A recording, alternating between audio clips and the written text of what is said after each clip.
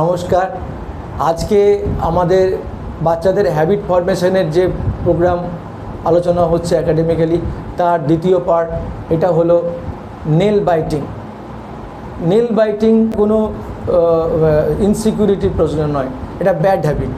Nail, তার মধ্যে নানা ধরনের নোংরা লেগে থাকে। বিশেষ করে আমাদের মতো দেশে যেখানে জলবাহিত রোগ প্রচুর হয়, সেখানেতে নেল বাইটিংয়ের জন্য বারবার পেট খারাপ হওয়া ইত্যাদি সমস্যা নেল বাইটিং থেকে আসতে পারে। কৃমি জাতীয় জিনিস নেল বাইটিং থেকে আসতে পারে। তাই নেল বাইটিং হ্যাবিটটাকে আমাদেরকে অবশ্যই ভালোভাবে অ্যাড্রেস করতে হবে, বাচ্চাকে বোঝাতে হবে।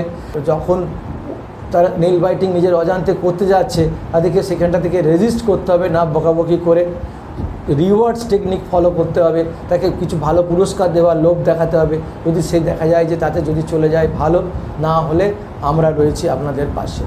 চাইল্ড হেলথ কেয়ার আরামবাগ এই জন্যই রয়েছে ডেডিকেটেডভাবে। নেল বাইটিং কি করে যাবে, অন্য কি পদ্ধতি আছে, সেইটা করতে গেলে আমাদের সাথে আপনারা যোগাযোগ করতে পারেন। কিন্তু ভয় পাবেন না একদম। নেল বাইটিং আমাদের কাছে সেরে যায়। ফোন নাম্বার দিয়ে রাখলাম, অসুবিধে হলে আমাদের সাথে যোগাযোগ করুন। আমি এই প্রসঙ্গে পাইকা নিয়েও আলোচনা করব। পাইকা হলো মাটি খাওয়া বা কোনো দেওয়ালকে চাটা ইত্যাদি।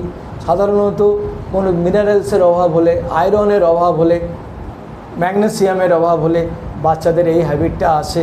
সেক্ষেত্রে আমাদেরকে ডিওয়ার্মিং করতে হবে বাচ্চাদের, যাতে কৃমি না হয়, যার জন্য আমাদের রক্ত অল্পতা ঘটতে পারে, নিউট্রিশনাল অ্যানিমিয়া আসতে পারে। সেইখানটা আমাদেরকে লক্ষ্য রাখতে হবে যে আয়রন কম আসছে কিনা।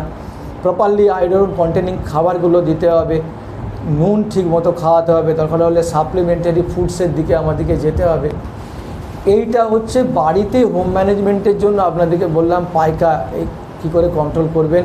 এর পরের স্টেপটা, পাইকা যদি তাতে কন্ট্রোল না হয়, যে মাটি খাওয়া, দেওয়াল চাটা ইত্যাদি জিনিসগুলো যদি না কন্ট্রোল হয়, আবার বলছি আমরা রইলাম চাইল্ড হেলথ কেয়ার আরামবাগ। আমরা আছি এবং আমাদের কাছে এলে আমরা এটা পূর্ণ সমাধান করে দেবো উইদিন 1 থেকে 2 মাস। আমাদের ফোন নাম্বার দেওয়া রইল, যা অসুবিধে হবে এই নাম্বারে আপনারা যোগাযোগ করুন। অবশ্যই আপনারা সাহায্য আমাদের পাবেন। Thank you.